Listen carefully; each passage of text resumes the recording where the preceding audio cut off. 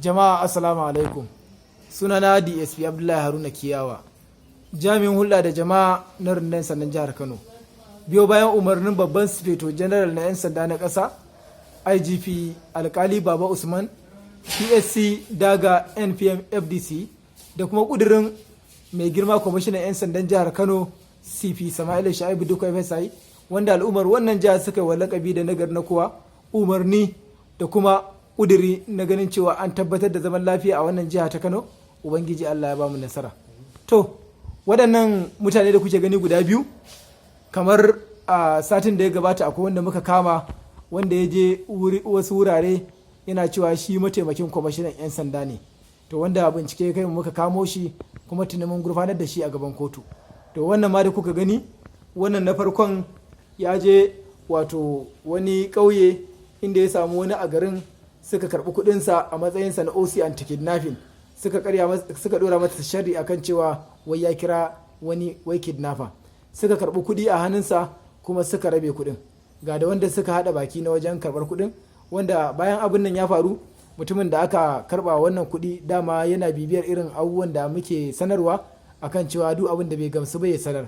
Wanda ya sanar kuma Ubangiji Allah ya ba mu nasara, muka kamo wannan OC anti-kidnapping na boge fa amma.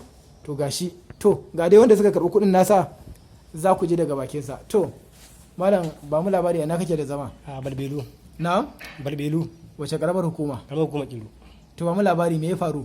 Sun zo sun ce ne masu shiri akan nace su yanke nafin ne. To shi kenan suka ce da ni ba su yadda ba. Na ba su haƙuri suka ce ba su yadda ba. Shi ne ya kace tafiya za a yi da ni. Ce da su sa haƙuri. Ya kace to tunda haka ne sun haƙura amma a shirya a nan.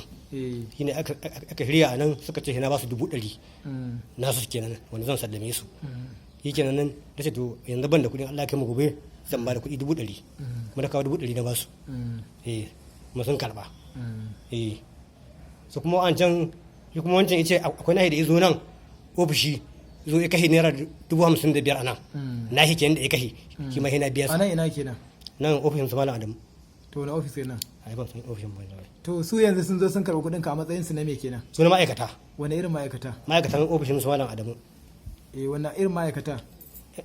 Bangaren yan sek. Yan sanda ko? Yan sanda. To yanzu me ka fuskanta tun daga su an kamo su? A ba yan sanda bane.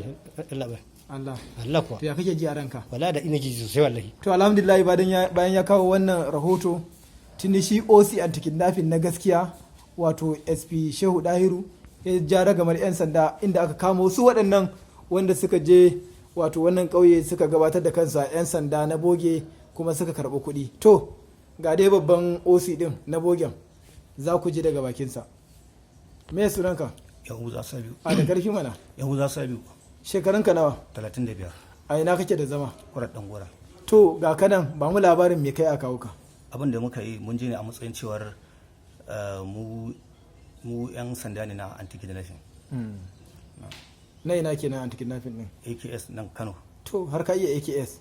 To me kuka yi da kuka je ka samu mutum? Mun je mun same shi ne akan cewar wani bawan Allah ne ya zo ya same da ke ga mu cewar akwai wani wada ya gaya masa ina gaya wa dan uwansa cewar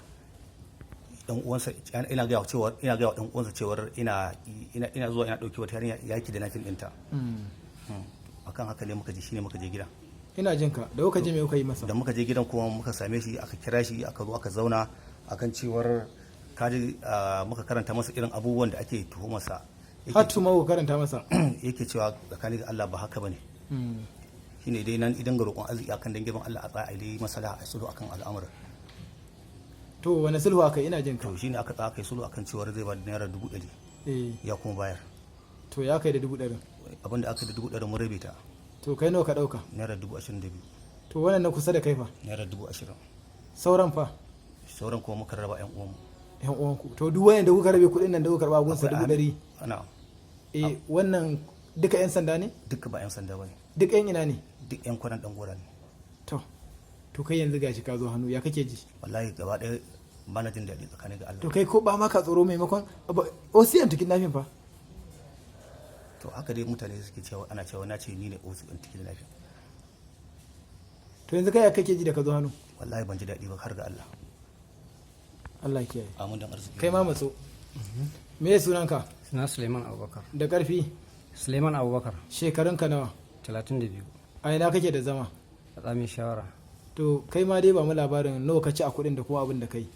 Abin da na ce a kuɗin bayan sun karɓi 100,000 na an yi kwana 2 suka kira ni in je kwana ɗangora. To shi ne da na je kwana ɗangora shi suka ce da ni ga wannan. Shi ne suka bani 20,000 ɗin. Yawwa. To waye wannan shirin gaba ɗaya? Shirin gaba ɗaya ni dai har ga Allah shi wannan ni ban san shi ba, ban ma taɓa ganin shi ba sai a wannan lokacin. Amma Muhammad shi ya zo min da shi gidana sai ya ce min dan sanda ne. To ni kuma da ya ce min dan sanda ne dama akwai abin da ya daɗe ne min ciwo. To shi ne sai na yi complain. Shi kuma ya ce insha Allahu sai ya ɗauka min mataki. Aka je aka karɓi kuɗi. Yawwa aka je aka karɓi 100,000 a hannun wada. To kai me kai da naka kuɗin da aka baka? Ni da aka bani wannan kuɗi har ga Allah a daidai lokacin ma ni ba abin da na yi da su. Ina suke kuɗin to? A yanzu kuɗin nan a gida na baro su. To kai kuma ina naka kuɗin? Kuɗin nan a gida ne ma na basu. Na? A gida na basu ne ma. To alhamdulillah kamar yadda kuka gani wannan dai wanda suka ce su 'yan sanda ne amma fa na boge, kuma Allah ya taimake mu muka kamo su ga su a hannunmu, kuma insha Allahu da zarar an kammala bincike za a gurfanar da su a gaban kotu domin a musu hukunci. Saboda haka muna kira ga al'umma suna kula sosai suna kiyayewa.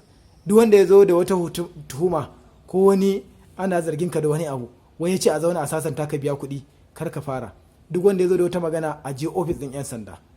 A je ofis ɗin, mafi yawancin su irin wannan dama macuta ne, sai sun ga mutane ko su ɗauko wani bako wanda ba san da shi ba su yi amfani da su cuci mutane, kuma insha Allahu za a bai abin da ya kamata a kansu. Muna godiya sosai a kowane lokaci da gudunmawa da kuma haɗin kai da kuke bamu.